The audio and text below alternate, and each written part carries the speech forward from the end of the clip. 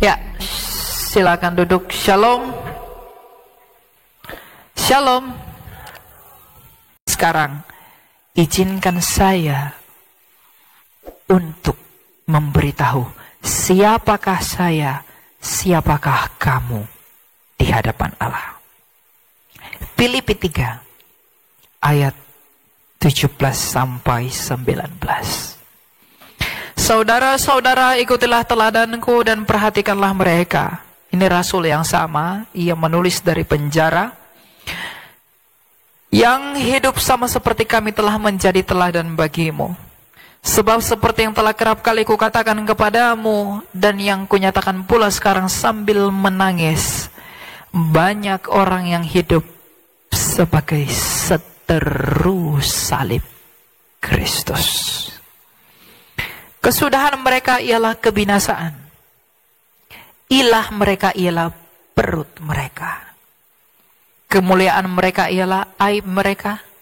Pikiran mereka semata-mata tertuju pada perkara duniawi. Ilah mereka adalah perut mereka. Kemuliaan mereka ialah aib mereka. Pikiran mereka adalah hal-hal yang duniawi. Bukankah kita seperti ini? Inilah yang menghalangi setiap orang yang mengaku mengikut Kristus. Pada akhirnya tidak sadar kepada panggilan sebagaimana Kristus telah memanggil Paulus menjadi rasulnya dan menjadi penginjil yang besar. Hal-hal inilah ketika ia memuliakan aibnya, ketika ia mengilahkan perutnya, kemudian ketika ia menganggap bahwa hal-hal dunia ini yang terpenting bagi dirinya, hal-hal inilah yang membuat manusia buta akan panggilan sebagaimana panggilan Kristus kepada Paulus. Selama kita memuliakan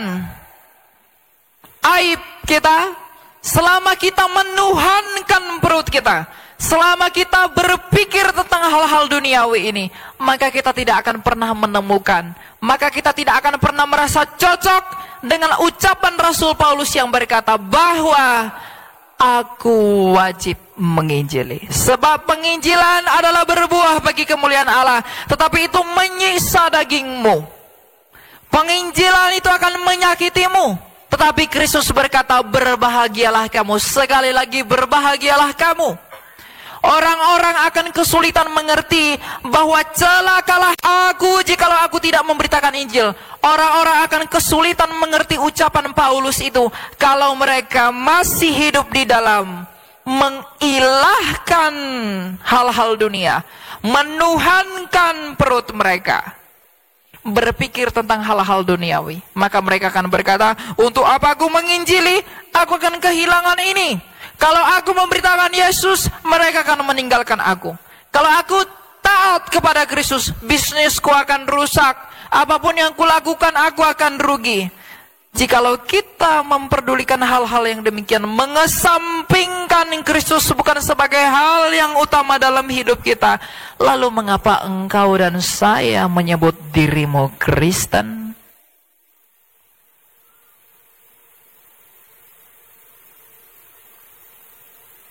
Apa arti menjadi Kristen itu?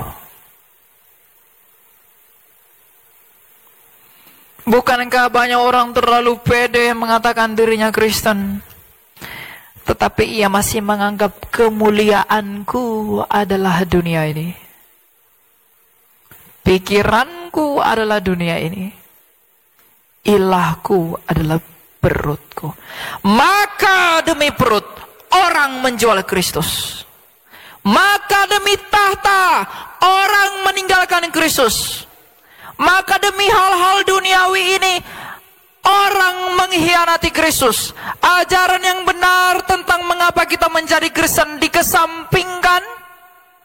Tetapi ajaran yang sejati, panggilan sebagaimana Kristus telah memanggil semua muridnya untuk turut serta mengambil bagian di dalam perjamuan yang kasihnya, tidak diberitakan.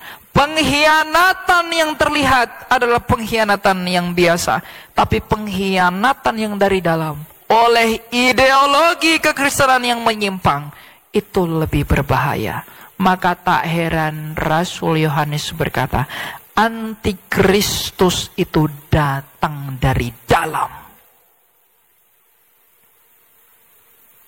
Kalau kita menuhankan, mengilahkan perut kita, kalau kita menganggap dunia ini adalah kemuliaan kita, maka saya dan kamu adalah lawan seterunya salib Kristus. Sebab kita tidak akan bisa terbuka melihat apa yang telah Kristus lakukan. Kita tidak akan bisa mengerti bagaimana panggilannya kepada kita untuk turut menderita di dalam penderitaannya kalau kita masih tertutup dengan hal-hal seperti itu. Untuk itulah Rasul Paulus meneladani dan mengajarkan kita dalam hal ini. Ia sendiri orang-orang yang penuh dengan hal-hal yang gilang gemilang dalam pandangan dunia. Tapi ketika ia bertemu kepada Kristus, ia berkata, semuanya itu kau anggap sampah. Karena hidupnya bukan lagi dia, hidupnya adalah Kristus. Karena jikalau hidupnya adalah Kristus, maka ia tidak lagi bersuka cita karena apa hal-hal dunia yang menaungi dia. Tapi ia bersuka cita karena ia tahu Kristusnya itu hidup. Kemenangan, kebesaran, keagungan dan kemuliaan Kristus itu harusnya menjadi dasar dari segala tindakan orang Kristen yang mengaku dirinya telah hidup dan menjadi manusia baru di dalam baptisan. Tetapi jikalau kita tidak berpikiran hal yang demikian, apakah kita sudah bersatu dengan dia? Terlebih lagi anak-anak muda. Sekalipun berdiri di sini, sekalipun main musik di sana, sekalipun kamu menyanyi di sini, sekalipun kamu menyambut tamu di sana. Kalau itu kamu lakukan bukan dengan motivasi karena kecintaanmu kepada Kristus, tapi kamu melihat sesuatu yang lain yang hanya menyenangkan dagingmu, itu tak berguna. Bukankah orang yang Tuhan tolak adalah orang yang menyebut dirinya Tuhan? Perhatikanlah, wahai anak-anak muda. Kemudaanmu sekarang Tuhan izinkan bukanlah untuk memuliakan dirimu di dalam rangka mengejar apa yang dimaksudkan dari dagingmu. Karena saya pun adalah orang berdosa. Kamu adalah orang berdosa. Seperti Paulus telah mengaku, maka aku pun mengaku, akulah yang pertama yang paling berdosa. Tetapi apakah kita sadar akan hal itu yang membawa kita kepada sikap meminta belas kasih kepada belas kasih Tuhan, agar ia yang mengaruniakan kita hikmat yang baru, agar kita mengerti mana yang seturut dengan pikiran Kristus, mana yang berlawanan dengan pikiran Kristus, yang dengan demikian kita menjadi lawan salibnya Kristus. Anak-anak muda, kamu dipanggil bukan untuk hidup di dalam kemudaanmu, menyia-nyiakan waktumu. Sebab banyak orang yang lebih muda dari kamu telah mati. Dan ketika dia mati, tidak ada kemuliaan di wajahnya. Semua orang akan berlalu. Tapi sekarang, bayangkanlah, pikirkanlah. Ketika kita mati, apakah yang akan kamu jawab ketika kamu berhadapan dengan tahta pengadilan Kristus?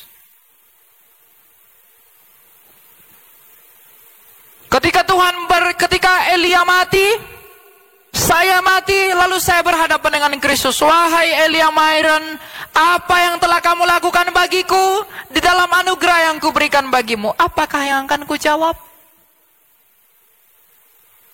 Wahai engkau anak muda, aku telah memberikan engkau banyak privilege, memberikan engkau fasilitas, hidup terlahir dari keluarga yang baik, hidup terlahir dengan hal-hal seperti ini. Maka sekarang ketika engkau mati, apakah yang udah engkau lakukan bagiku? Ketika Kristus mau mempertanyakan itu, apakah yang akan kamu jawab? Ujilah dirimu sendiri. Dengan demikian saya pun menguji diri saya sendiri. Maka kalau kita tahu, kita tidak tahu apa yang akan kita jawab, maka mulai sekarang benarlah perkataan Paulus. Penginjilan adalah keharusan bagiku. Bukan dunia ini adalah kemuliaanku. Aku tidak bermahkotakan hal-hal yang dipandang dunia ini hebat. Sebab Kristus sendiri tidak datang dengan semua kemuliaan dunia ini. Karena ia sendiri bersabda, kerajaanku bukan dari dunia ini. Mengikut Kristus itu tidak akan pernah dengan jalan menjadi sama seperti dunia. Banyak anak-anak muda berpikir, dengan menjadi sama seperti dunia, mengikuti gaya hidup dunia, maka saya bisa menjadi berkenan di hadapan Kristus. Tidak. Karena lawan Kristus adalah dunia. Apakah Anda sadar baru-baru ini banyak sekali fenomena orang meninggalkan Yesus? Murtad menjual Yesus. Demi apa? Demi uang. Demi harta. Demi tahta. Demi wanita. Dan demi banyak hal yang memuaskan keinginan dagingnya. Tetapi Paulus berkata, kesudahan mereka ialah kebinasaan.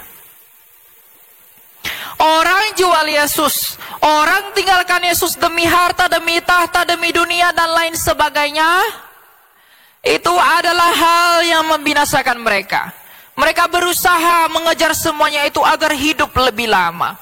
Sebenarnya tujuan mereka adalah kebahagiaan, agar mereka punya uang yang banyak. Bagaimana caraku punya uang yang banyak? Aku meninggalkan Yesus agar aku bebas mengumpulkan uang. Yang dengan uang itu ketika aku sakit, aku bisa pergi ke rumah sakit yang termahal agar mengobati aku, memberikan aku obat suplemen agar aku semakin panjang umur. Dia lupa kalau bagaimanapun ia akan mati. Seharusnya kalau tujuan hidupmu adalah memperoleh hidup, bukankah sebenarnya tidak ada alasan bagimu menolak Kristus? Sebab hanya dialah satu-satunya yang telah hidup. Jadi kalau orang menjual Yesus demi memperjuangkan hidupnya, kamu sedang ditipu oleh iblis. Karena yang kamu percayai di luar Kristus, bukankah mereka semua sudah mati? Apa yang orang mati bisa lakukan buat kamu? Jadi kalau anak-anak muda berpikir, enggak apa-apa, aku menjual Yesus, yang penting aku berbuat baik, yang penting aku berkenan dengan keluargaku. Tapi apakah engkau berkenan di hadapan Allah? Tidak ada yang berkenan. Saya sama sekali tidak berkenan di hadapan Allah. Kamu pun tidak berkenan di hadapan Allah. Maka kita meminta belas kasih Allah, tetapi jangan sengajakan dirimu untuk tidak diperkenankan oleh Allah dalam maksud bermusuhan dengan Dia dengan menjadi musuh salib Kristus, dengan murtad dari Dia. Jadi kalau ada orang meninggalkan Kristus demi hal-hal yang lain di dunia ini, sungguh malang, sungguh kasihan. Dan kita semua harus memberi doa untuk mereka. Kalau ada keluargamu sudah meninggalkan Yesus, doakan mereka. Jangan hakimi. Meskipun engkau tahu mereka akan binasa, tapi doakan. Karena bagaimanapun, pada akhirnya mereka akan berhadapan dengan pengadilan Tuhan. Maka sekarang, saudara-saudara, pikirkanlah, apakah yang kamu anggap sebagai kemuliaanmu? Kamu begitu terobsesi dengan barang baru, terobsesi dengan wanita cantik, terobsesi dengan pria yang tampan, terobsesi dengan uang yang banyak. Tapi apakah kamu pernah terobsesi dengan kemuliaan Kristus? Pernahkah kamu terobsesi dengan kemenangannya itu? Di mana hartamu berada, ke situlah hatimu pergi. Kalau Kristus adalah harta dan kekayaanmu, seharusnya hatimu pergi kepada Dia. Tapi kalau yang lain-lain, ujilah dirimu sendiri. Layakkah engkau dan saya menyebut diri kita Kristen? Jangankan menyebut diri kita Kristen, bahkan lebih jauh, apakah kita layak mengaku sebagai orang yang diselamatkan dengan pikiran yang sia-sia? Roh Allah itu memperbarui akal budi. Roh Allah itu memperbarui pikiran kita ketika kita di dalam Kristus. Bukan lagi mengikuti filsafat yang kosong, tetapi mengikuti pikiran-pikiran Kristus. Maka ketika kita mengatakan, aku sudah ke gereja, aku sudah beri persembahan, aku udah duduk bersama pendeta, aku udah makan bersama hamba Tuhan, tapi kalau pikiran-pikiranmu belum merelakan dirimu untuk dipanggil oleh Kristus menjadi bagian dari kerajaannya untuk penginjilan dan kemuliaan namanya, mengapa kita terlalu pede menyebut diri kita sebagai orang Kristen? Anak-anak muda, TikTok, Instagram, YouTube, dan semua hal begitu bersemangat melakukan gerakan dan tuntutan tren. Di TikTok sekarang lagi tren velocity. Semua orang berusaha memainkannya, bukan? Tanyakan pada dirimu, apa motivasimu melakukan itu? Oh, berarti kalau sama si Elian ini berarti nggak bisa melakukan apa-apa. Bukan begitu. Pikirkanlah, kalau kamu begitu semangat membuat konten, kamu begitu semangat, begitu bersuka cita karena gerakan-gerakan yang putus-putus itu, kamu sangat bersuka cita karena itu. Renungkanlah, pernahkah kamu dengan semangat yang serupa karena Kristusmu? Pernahkah kamu bersuka cita oleh karena kamu melihat betapa mengagumkannya Yesus Kristus itu, sehingga saking kagumnya kamu kepada Dia, maka kamu semakin mencintai Dia. Kamu semakin radikal akan cintamu kepada Dia. Maka ucapan Paulus yang berkata, celakalah aku kalau tidak memberitakan Injil, itu akan menjadi benar bagimu, tapi itu akan menjadi berat bagi orang yang masih menganggap perutnya adalah ilahnya, dunia adalah kemuliaannya. Itu akan sulit dipahami oleh orang-orang seperti itu. Maka ketika kita mengerti bahwa dunia bukanlah kemuliaan saya dan kamu, perut kita, perut untuk makanan untuk perut. Jadi jangan berdebat boleh makan babi atau tidak. Itu jangan permasalahkan, karena Kristus adalah makanan yang membuat kamu hidup. Maka pernahkah saya dan kamu mengizinkan dan memperkenankan Dia untuk masuk ke dalam perut kita, untuk memperbaharui hal-hal jiwa dan rohani kita? Sebentar lagi kita akan Paskah, dan saya diundang untuk mengisi Paskah di sini. Nanti saya akan berbicara tentang apa yang Kristus lakukan. Tapi sebelum itu terjadi, renungkanlah. Sebelum Ia terpaku, sebelum Ia menggenapi semua tuntutan kitab suci dan nubuatan para nabi, bukankah Ia terlalu hebat? Bukankah Ia terlalu agung? Bukankah Ia terlalu suci untuk terpaku di kayu salib itu oleh karena kamu? Layakkah saya orang yang hina ini menerima Dia dalam kekudusannya, di mana malapetaka itu tidak ditimpakan kepada saya tetapi kepada Dia sendiri? Seharusnya jikalau manusia sadar tentang perkara-perkara batinia, dia bersyukur mengingat apa yang Kristus Yesus lakukan. Dia akan bersyukur mengingat apa yang Tuhannya lakukan untuk dia, bukan untuk Tuhannya sendiri. Maka rasa syukur itu akan membuat kamu berani menerima bahwa celakalah aku kalau tidak memberitakan Injil. Sekali lagi, celakalah aku kalau aku tidak memberitakan Injil. Wahai anak muda, kamu pergi ke tempat-tempat bagus, Kamu cari produk-produk bagus agar aku glowing, ya. Bajuku bagus begini segala macam. Kamu datang ke sini tidak perlu baju bagus. Kamu di sini pakai baju bagus, sepatu bagus, apa semua, tapi hatimu jauh dari Dia, tidak berguna.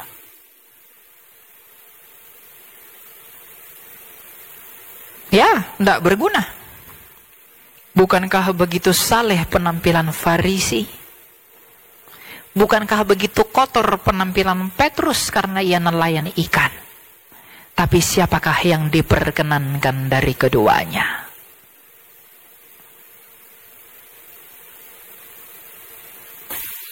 Jangan fokus untuk memuliakan hal-hal dunia ini. Tapi fokuslah tentang apa? Pulang dari sini, masuklah ke kamarmu, berdoalah kepada Tuhan.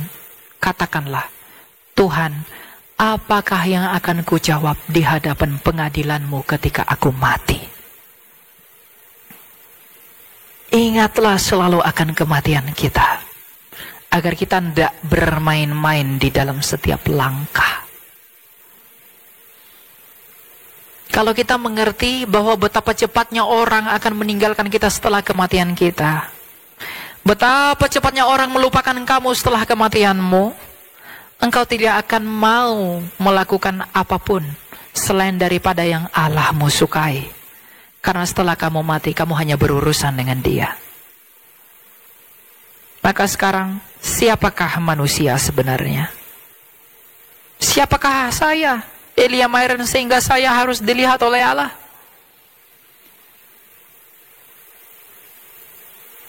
Saya setiap hari hanya merancangkan yang buruk, sedangkan ia sibuk merancangkan yang baik. Ia melakukan hal-hal yang mulia, dan saya hanya membalas dengan dosa. Pernahkah kita mengakui hal seperti itu di hadapan Allah? Kalau tidak pernah, mengapa kita menyebut diri kita Kristen? Aku menjadi Kristen karena aku ingin menjadi kaya mengikut Dia. Aku menjadi Kristen agar aku memiliki apa yang tidak aku miliki, agar aku memperoleh penghiburan dagingku. Maka kamu tidak mengerti apa makna menjadi Kristen itu.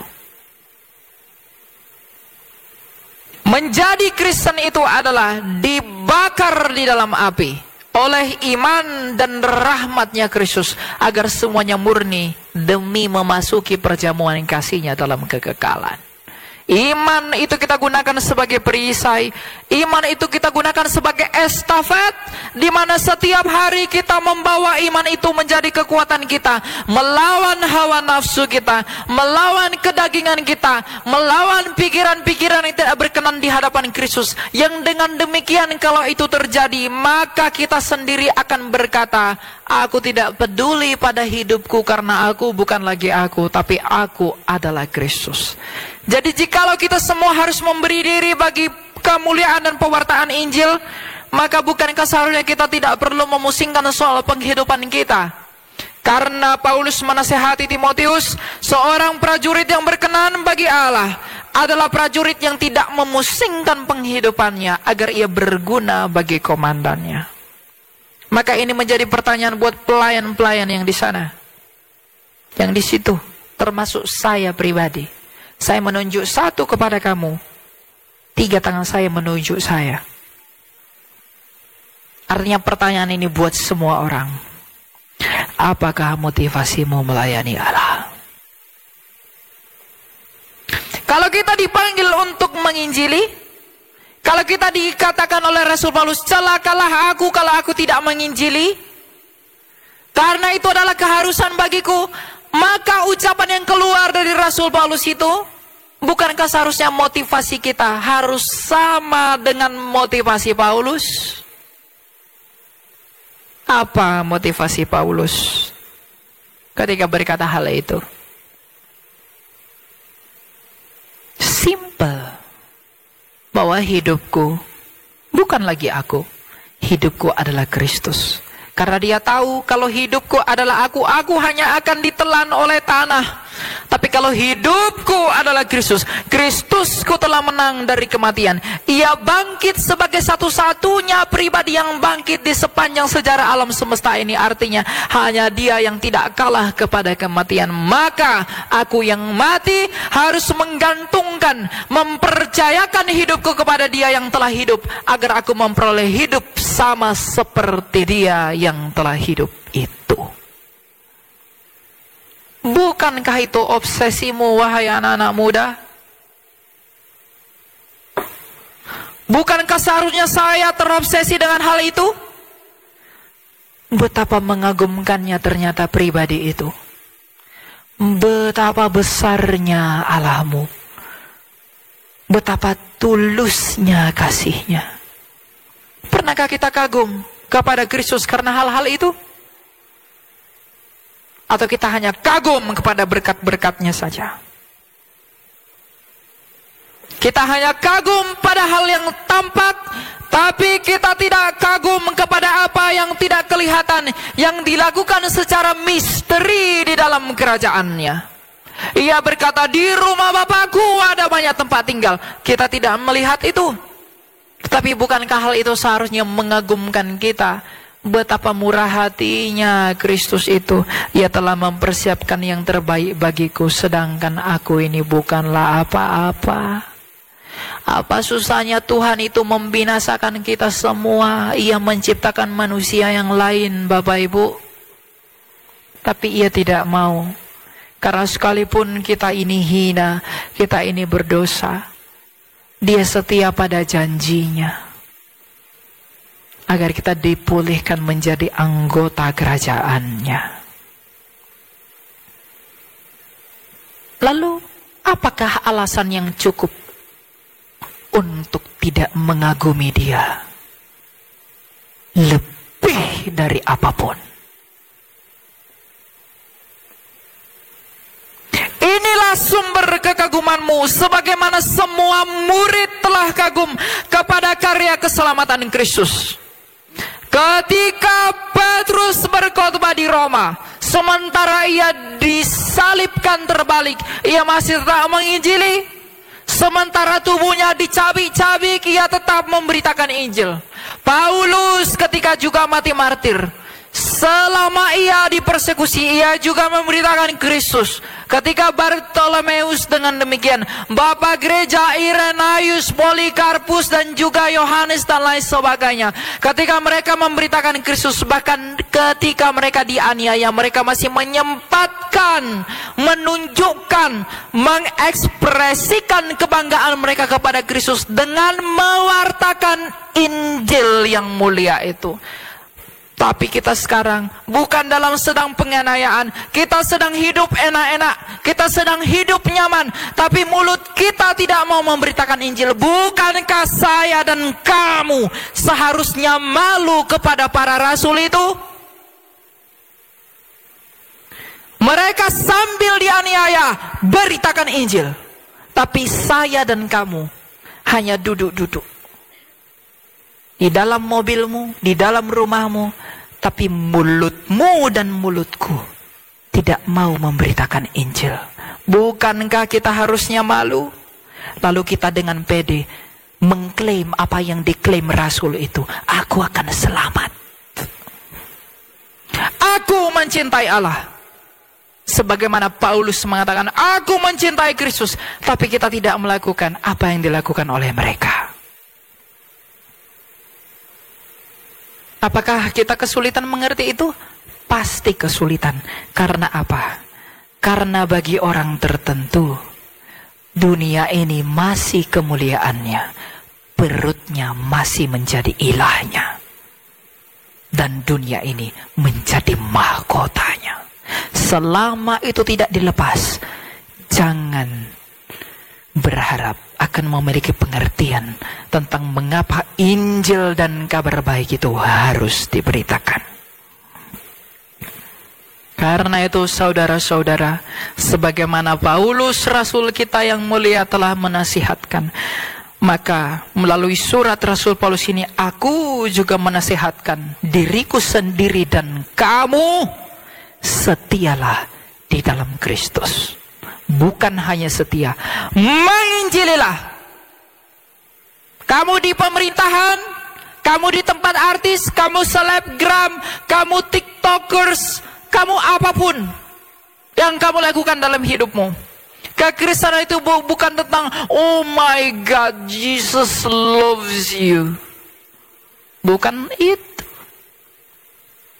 Kekristenan itu kamu akan mati, tapi Kristus datang menjadi kabar Injil sukacita bahwa dia telah hidup.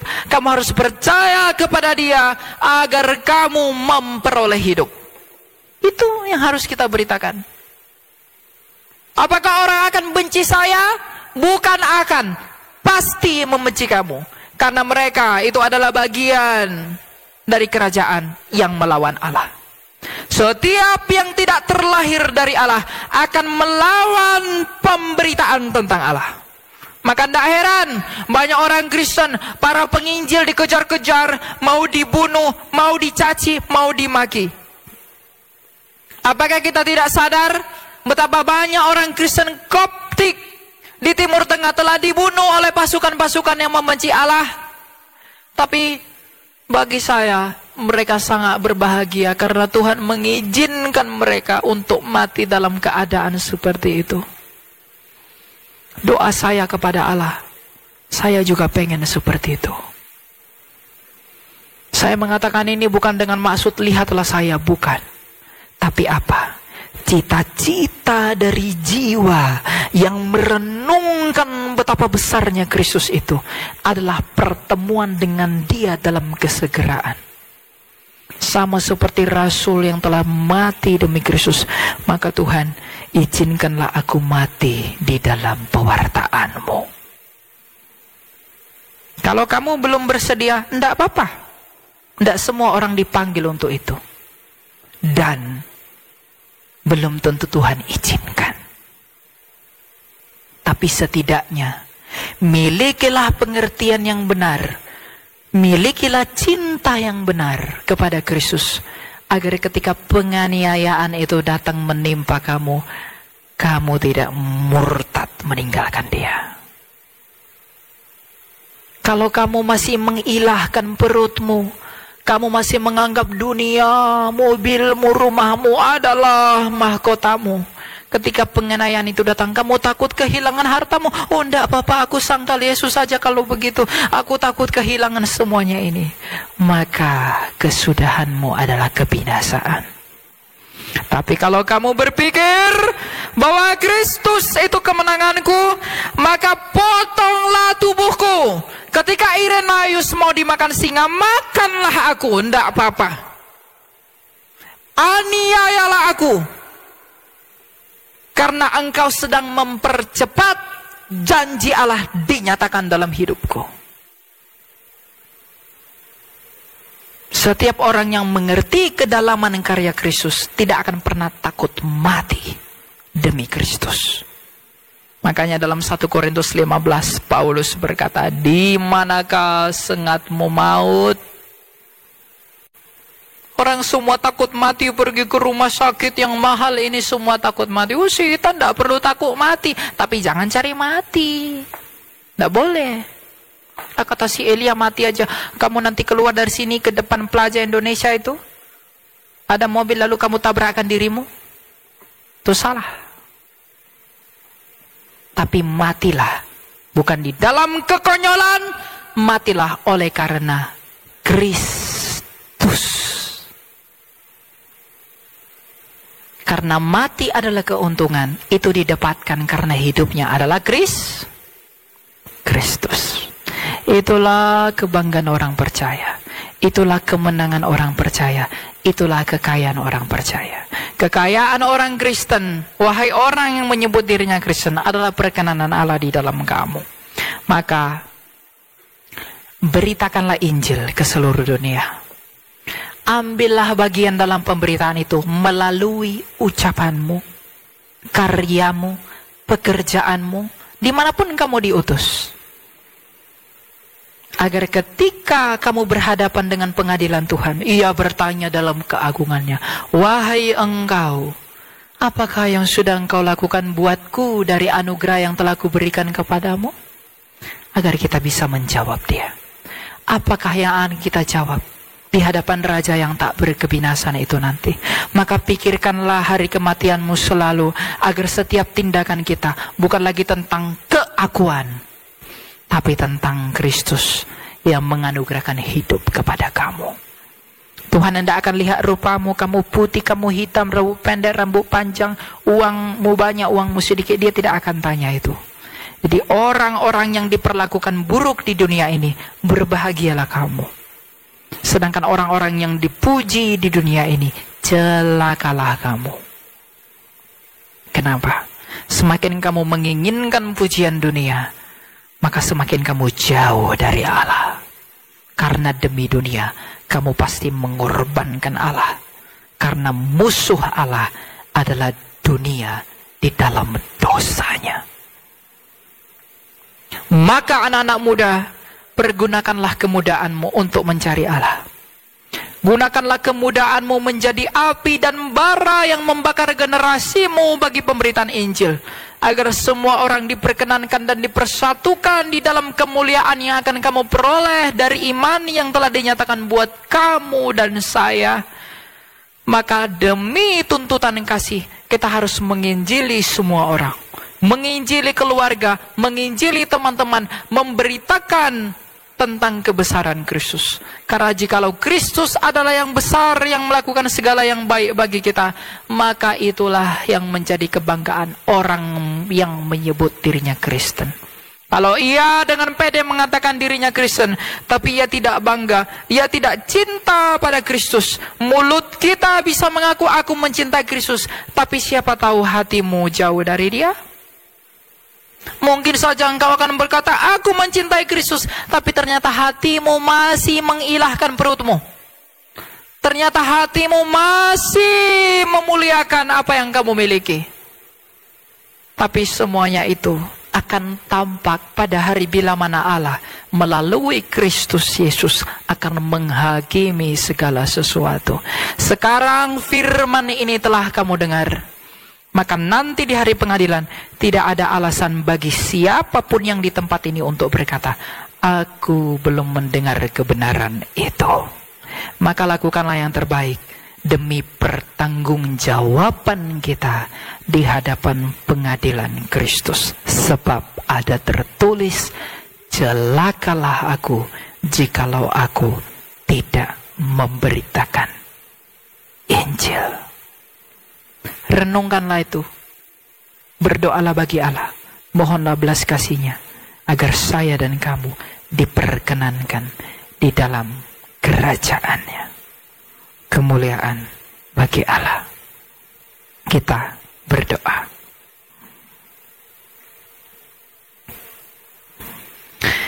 Bapa yang bertata dalam kerajaan surga, terima kasih Engkau telah mengajar kami tentang bagaimana kami harusnya memuliakan Engkau. Bagaimana kami seharusnya tidak menuhankan perut kami. Bagaimana seharusnya kami tidak memuliakan aib kami. Bagaimana sebenarnya kami tidak mencintai hal-hal dunia ini. Kami telah dipanggil untuk pemberitaan Injil Kudus-Mu. Maka celakalah kami jikalau kami tidak memberitakan Injil. Dan kami tahu kami sebenarnya tidak mampu. Maka kiranya Engkaulah yang berkenan memampukan kami untuk mengasihi-Mu.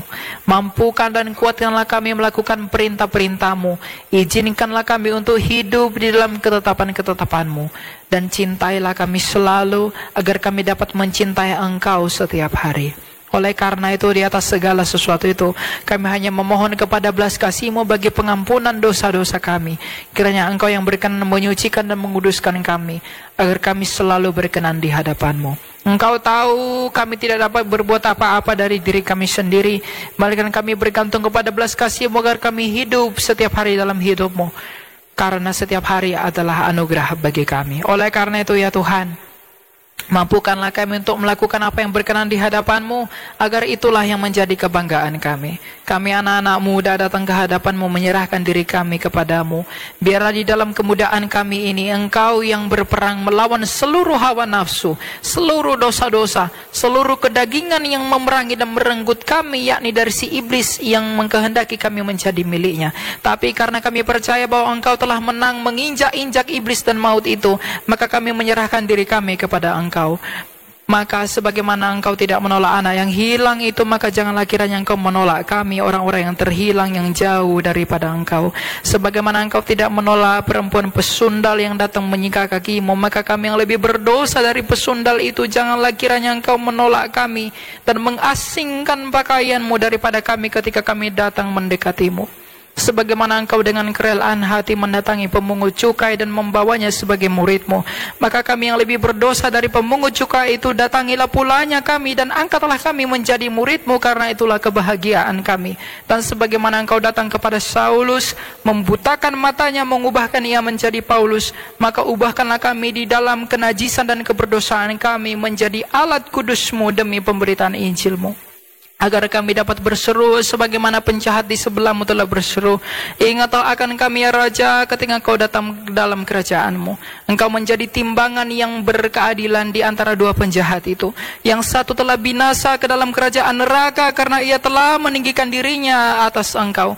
Tapi yang satu telah Engkau tempatkan di Firdaus-Mu bersama-sama dengan Engkau, karena ia telah merendahkan dirinya dan mengakui bahwa Engkau adalah Raja. Maka pada hari yang sama ini kami mengakui bahwa Engkau adalah Raja dan Tuhan kami, maka kiranya perkenankanlah kami dan ingatlah kami dan nama kami masing-masing ketika Engkau datang dalam kerajaan-Mu.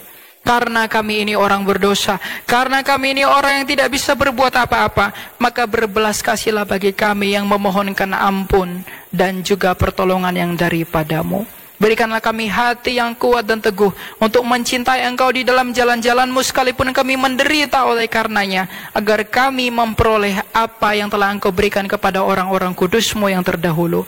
Maka di dalam semuanya itu Bapa, kemuliaan hanya bagi-Mu dan bagi Putra-Mu Yesus Kristus dan juga Roh-Mu yang kudus sekarang dan selalu serta untuk selama-lamanya. Kasihanlah kami orang berdosa ini. Amin.